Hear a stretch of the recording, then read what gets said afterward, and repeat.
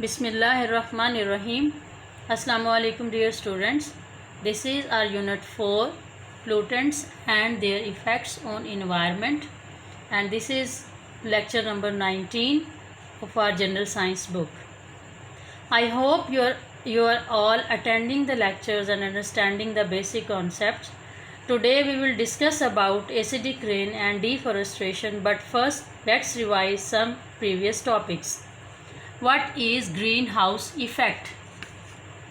Students, do you know what is greenhouse effect? Greenhouse effect is there are some of the gases present in the atmosphere, for example carbon dioxide, methane, oxides of nitrogen, water vapors, etc. trap a part of heat reflected by earth, causing increase in atmospheric temperature. These gases are called greenhouse gases and the phenomena is called greenhouse effect. यानी कि हमारी atmosphere में कुछ gases मौजूद हैं जिन्हें carbon dioxide, methane, oxides of nitrogen और water vapours हैं, जिनको हम ग्रीन हाउस गैसेस भी कहते हैं. ये ग्रीन हाउस गैसेस जो हैं अर्थ जब हीट को रिफ्लेक्ट करता है तो उसमें से कुछ उसको हीट को अपने अंदर एब्जॉर्ब कर लेती हैं, जिसकी वजह से एटमॉस्फेयर का टेम्परेचर बढ़ जाता है. एटमॉस्फेयर के इस बढ़ जाने वाले टेम्परेचर को ग्रीन हाउस इफ़ेक्ट कहा जाता है. What is ozone depletion? First of all tell me that what is ozone. Actually ozone is a layer present in upper atmosphere of the earth and what does it do? It stops the ultraviolet rays coming from the sun to the earth. इसका मतलब है कि ozone क्या है? Ozone एक protective layer है जो कि एटमॉस्फेयर में मौजूद है और जो हमारी प्रोटेक्शन करती है अल्ट्रा वायलेट रेज से जो कि सूरज से ज़मीन की तरफ आती हैं. लेकिन जो एयर पोल्यूटेंट्स हैं जिसमें क्लोरोफ्लोरोकार्बन्स हैं और ऑक्साइड्स, सल्फ़र डाइऑक्साइड्स एक्सेट्रा, ये जब एटमॉस्फेयर में ओजोन लेयर तक पहुंचते हैं और ओजोन लेयर के साथ रिएक्ट करते हैं, इस रिएक्शन के नतीजे में ओजोन की लेयर जो है वो थिन होती जा रही है. इस थिनिंग ऑफ द लेयर को हम कहते हैं ओजोन डिप्लीशन. यानी कि आहिस्ता आहिस्ता ये जो ओजोन की प्रोटेक्टिव लेयर है ये थिन होती जा रही है, यानी कि पतली होती जा रही है, जिसकी वजह से सन की जो हार्मफुल रेज़ हैं वो डायरेक्ट ज़मीन पर पहुंच सकती हैं. तो इस thinning of the ozone layer is known as ozone depletion. What is global warming? Global warming क्या है? The increase rate of greenhouse effect and ozone depletion is increasing the average temperature of the earth. As a result, the earth globe is getting warmer. This is called global warming. Global means whole world. Warming mean आपको पता है कि heat up होना, यानी कि पूरी दुनिया में जो एक फिनोमेना है ग्लोबल वार्मिंग का, उससे क्या मुराद है? इससे ये मुराद है कि ज़मीन जो है वो एवरी ईयर वार्मर होती जा रही है, इसका टेम्परेचर इंक्रीज़ होता जा रहा है. इस इंक्रीज़ ऑफ टेम्परेचर को ग्लोबल वार्मिंग का नाम दिया गया है. जैसे आजकल आपको पता है कि इन दिनों गर्मियां हैं और बहुत शदीद गर्मी पड़ रही है. इसके किस वजह से है? ये इन्हीं ग्रीन हाउस इफ़ेक्ट और ओजोन डिप्लीशन की वजह से टेम्परेचर रेज़ होता जा रहा है. इस रेजिंग ऑफ टेम्परेचर को हम कहते हैं ग्लोबल वार्मिंग. अब ये जो तमाम की तमाम इफ़ेक्ट्स हैं, ग्रीन हाउस इफ़ेक्ट है, ओजोन डिप्लीशन है, ग्लोबल वार्मिंग है, how they are all affecting our lives. हमारी ज़िंदगियों पर इनके क्या असरात हैं? ये कैसे हमारी ज़िंदगी को मुतासिर करते हैं? डेफिनेटली कि अगर अर्थ का टेम्परेचर इंक्रीज़ होगा तो उससे क्या होगा कि माउंटेन्स पर जो आइस है वो ज़्यादा से ज़्यादा मेल्ट होगी, और अगर वो ज़्यादा मेल्ट होती है तो ज़्यादा फ्लड्स आने के चांसेस बहुत ज़्यादा होंगे, और अर्थ का टेम्परेचर जो है वो इस हद तक बढ़ जाएगा कि उसके ऊपर लाइफ पॉसिबल नहीं रहेगी. इसी तरह से अगर ओजोन डिप्लीट हो जाती है, ओजोन की लेयर, तो क्या होगा कि सूरज की जो अल्ट्रा वायलेट रेज़ हैं वो डायरेक्ट अगर अर्थ पर आती हैं तो उससे हमारा स्किन कैंसर हो सकता है और जो प्लांटेशन है उसको बहुत ज़्यादा नुकसान पहुंच सकता है. यानी कि हम इन शॉर्ट ये कह सकते हैं कि ये जो तमाम इफ़ेक्ट्स हैं इसका असर हमारी ज़िंदगियों पर बहुत बुरे तरीके से असर होगा. और लाइफ अगर ये तमाम चीज़ें एग्जिस्ट कर जाती हैं तो फिर अर्थ के ऊपर लाइफ एग्जिस्ट करना बहुत ज़्यादा मुश्किल हो जाएगा। Okay students, now let's continue to our next topic, that is acidic rain. और एसिडिक रेन जो है ये भी एयर पोल्यूटेंट्स जो हम पीछे ऑलरेडी पढ़ रहे हैं उसी का एक और हिस्सा है। एसिडिक रेन क्या है? अगर आप इस टर्म का उर्दू तर्जुमा करते हैं तो इसे हम तेज़ाबी बारिश कहेंगे। क्या कभी आपने ऐसी बारिश देखी कि जिसमें पानी की जगह तेज़ाब बरसा हो? हैरानगी की बात है ना, लेकिन ये सच है कि बहुत दफ़ा आसमान से तेज़ाबी बारिश हो चुकी है। I want to ask you that do you know how rainfall happens. लेकिन सबसे पहले ये जानना ज़रूरी है कि बारिश कैसे होती है, उसके बाद हम ये पढ़ेंगे कि वो बारिश तेज़ाबी बारिश कैसे बन जाती है, यानी कि आम बारिश जो होती है वो कैसे एसिड रेन में कन्वर्ट हो जाती है। एक्चुअली सूरज की हीट से समंदर और दरियाओं का जो पानी है वो भाप बनकर यानी कि स्टीम बनकर एटमॉस्फेयर में डिसअपीयर हो जाता है, और यही वाटर वेपर्स जो हैं ठंडे होकर छोटे छोटे वाटर ड्रॉपलेट्स में चेंज हो जाते हैं जो कि क्लाउड्स बनाते हैं। When these water droplets gets too large and heavy they fall as rain.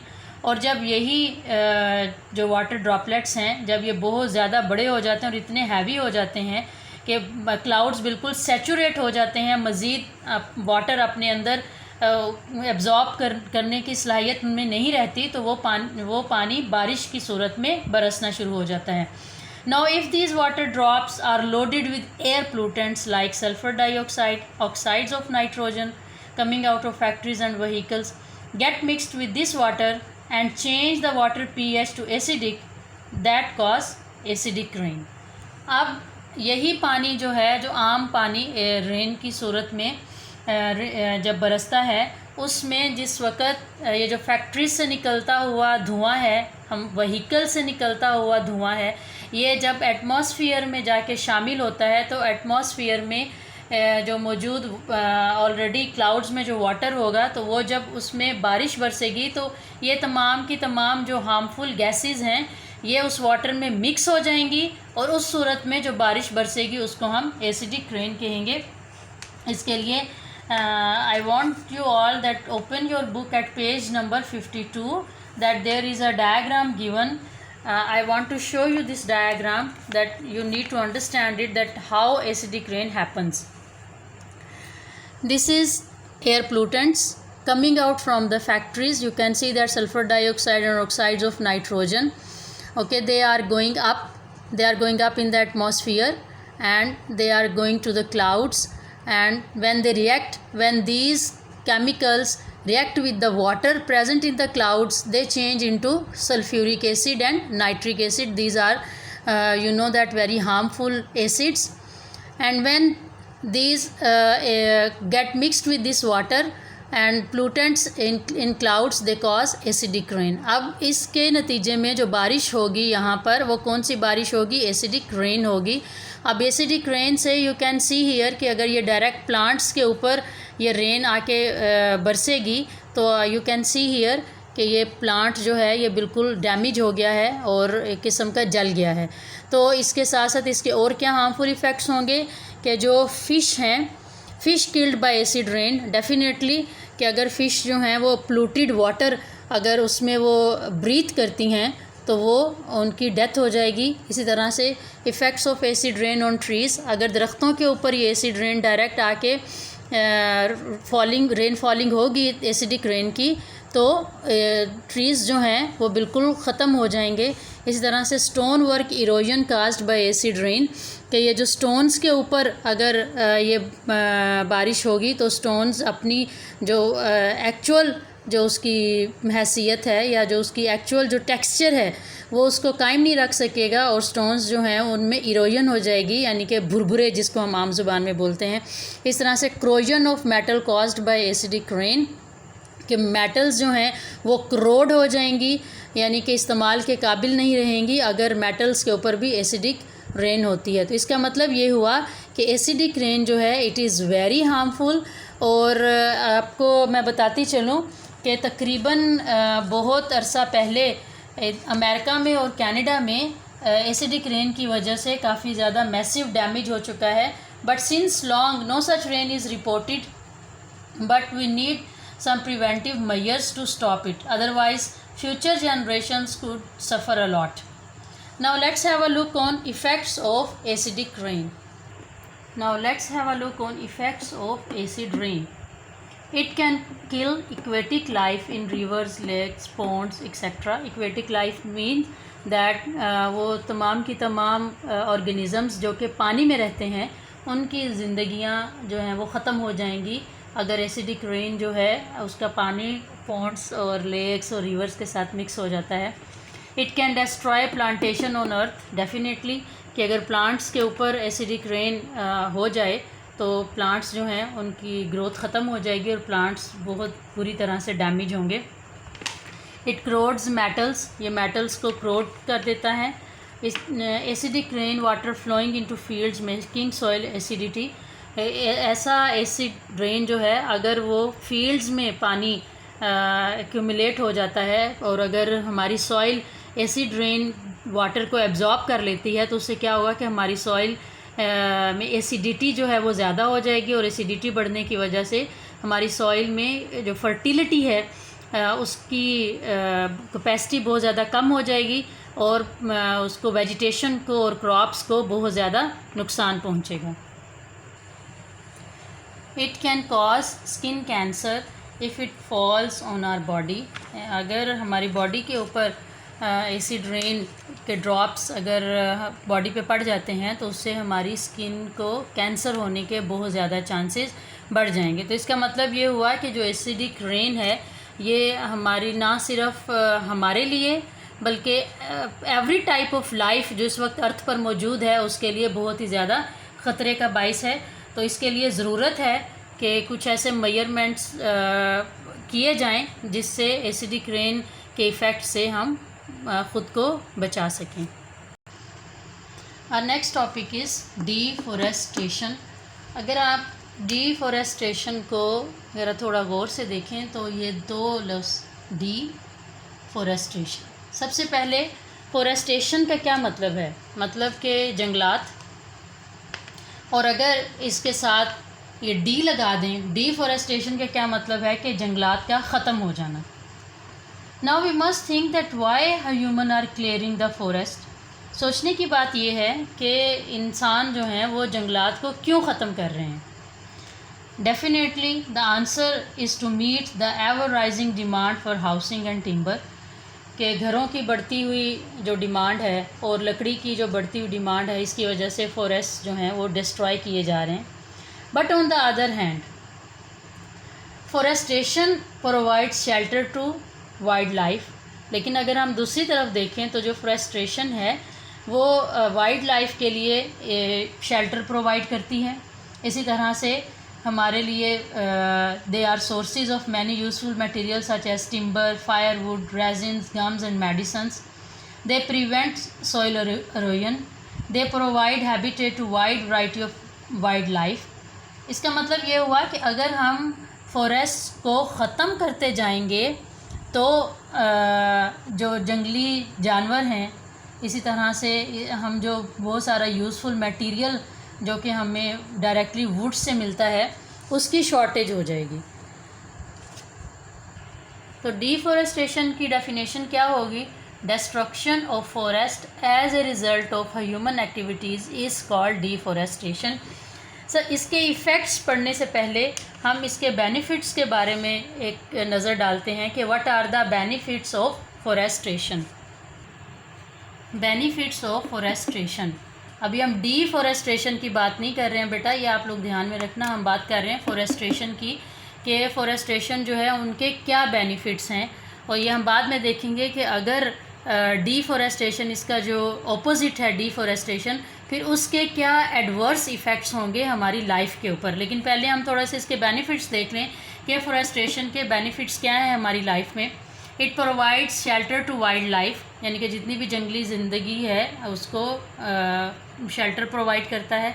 Bring favourable change in climate. हमारे क्लाइमेट में आपको पता है कि जितने ज़्यादा किसी भी मुल्क में दरख्त होंगे उतना ही उस मुल्क का जो वेदर है उसका जो टेम्परेचर है वो मॉडरेट रहेगा और वहाँ का जो क्लाइमेटिक इन्वायरमेंट है वो बहुत ही अच्छा रहेगा अगर वहाँ पर प्लांटेशन जो है वो काफ़ी ज़्यादा होगी तो।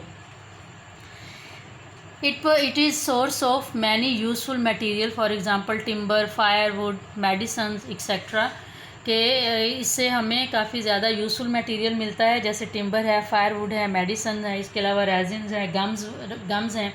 It also prevent soil erosion और लेकिन unfortunately forest are cut to meet the demands for timber and to obtain land for housing and agriculture.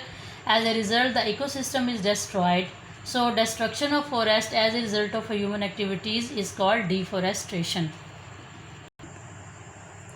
Effects of deforestation कि अगर जंगलात ख़त्म हो जाते हैं तो उसके हमारी लाइफ पर क्या असरात होंगे। सबसे पहले shelter for wild life is lost कि वाइल्ड लाइफ के लिए शेल्टर ख़त्म हो जाएगा। अब अगर वाइल्ड लाइफ के लिए शेल्टर ख़त्म हो जाता है तो उसके क्या इफ़ेक्ट होंगे कि एक्सटिंक्शन रिस्क जो होगा वाइल्ड लाइफ को वो इंक्रीज़ हो जाएगा। एक्सटिंक्शन मीन कि एक एनिमल जो है अगर कम अज़ कम 50 ईयर्स तक किसी ख़ास इलाके में नहीं देखा जाता तो उसको कह दिया जाता है कि ये एनिमल अब एक्सटिंक्ट है, यानी कि इसकी आगे जो नेक्स्ट जनरेशन है वो ख़त्म हो जाएगी। नेक्स्ट बहुत सारे साल नेक्स्ट जनरेशन में हमें ये एनिमल नज़र नहीं आएगा, यानी कि जो वाइल्ड लाइफ है उसकी जो नेक्स्ट जनरेशन्स हैं उसको बहुत ज़्यादा ख़तरा हो जाएगा और इस तरह से जो नेचुरल बैलेंस है वाइल्ड लाइफ की वजह से जो मेंटेन है वो डिस्टर्ब हो जाएगा। इसी तरह से it brings unfavourable changes in climate. अब क्लाइमेट में अनफेवरेबल चेंजेस क्या हैं कि अगर प्लांट्स नहीं होंगे तो क्या होगा, इंक्रीज़ ऑफ अर्थ टेम्परेचर, अर्थ का टेम्परेचर इंक्रीज़ हो जाएगा। वही बात कि ग्रीन हाउस इफ़ेक्ट बढ़ जाएगा, ग्लोबल वार्मिंग ज़्यादा हो जाएगी, अर्थ का टेम्परेचर बहुत ज़्यादा बढ़ जाएगा और उससे डेफिनेटली के हमें बहुत ज़्यादा मुश्किलात से गुज़रना पड़ेगा। Fertile part of soil is lost through this process. इस प्रोसेस से जो सॉइल का जो फर्टाइल पार्ट है वो लॉस्ट हो जाएगा और जो वेजिटेशन है उसको बहुत ज़्यादा नुकसान होगा। इसी तरह से कटिंग ऑफ ट्रीज़ जो हैं इससे रेट ऑफ एवेपोरेशन रिड्यूस होगा। रेट ऑफ एवेपोरेशन रिड्यूस होने से रेन जो है वो लेस अमाउंट में या लेस रेन जो है वो होगी। अगर रेट ऑफ एवेपोरेशन लेस होता है तो डेफिनेटली कि रेन भी बहुत कम होगी। तो ये तमाम की तमाम चीज़ें जो हैं वो डिफॉरेस्टेशन के नतीजे में हमारी लाइफ में बहुत ही ज़्यादा इनका बुरा असर होगा। ऑलमोस्ट हमारे पाकिस्तान में आपको पहले से पता है कि जंगलात की पहले ही बहुत ज़्यादा कमी है। According to the experts at least 25% of the total area of a country must be covered by forest, but in Pakistan only 5% of its total area is covered by forest. इसका मतलब क्या हुआ कि एक्सपर्ट्स जो हैं उनके मुताबिक किसी भी कंट्री में 25% उसका जो एरिया है उसके ऊपर फॉरेस्ट होने चाहिए, बट अनफॉर्चुनेटली पाकिस्तान में जो टोटल एरिया जिस पर फॉरेस्ट हैं वो सिर्फ 5% हैं। इसका मतलब है कि हम ऑलरेडी 20% लेस हैं और अगर इसके साथ ही हम मज़ीद डिफॉरेस्टेशन करते हैं तो फिर आप खुद देखेंगे कि हमारी पाकिस्तान की जो क्लाइमेटिक कंडीशंस हैं उस पर कितना ज़्यादा एडवर्स इफ़ेक्ट होगा। स्टूडेंट्स, हमारा टॉपिक यहाँ पर ख़त्म हो जाता है। हमने आज एसिडिक रेन और डिफॉरेस्टेशन के बारे में पढ़ा। आपका जो होमवर्क है वो आपने क्या होमवर्क करना है, write question number 4.7 and 4.8 from exercise of unit 4 on page number 60 and you have to learn it. आपको मैं एक दफ़ा पेज पे दिखा देती हूँ। पेज नंबर 60 पे ये क्वेश्चन नंबर 4.7 आपने करना है। 4.7 what is deforestation, explain it's effects on wild life, what type of climatic changes can appear bye deforestation. ये दो क्वेश्चंस हैं जो कि आपने अपनी कॉपीज़ पे करनी है। आई होप कि आपको आज का लेक्चर समझ आ गया होगा। आप सब लोग अपना बहुत सा ख्याल रखिएगा। Stay safe. अल्लाह हाफिज़।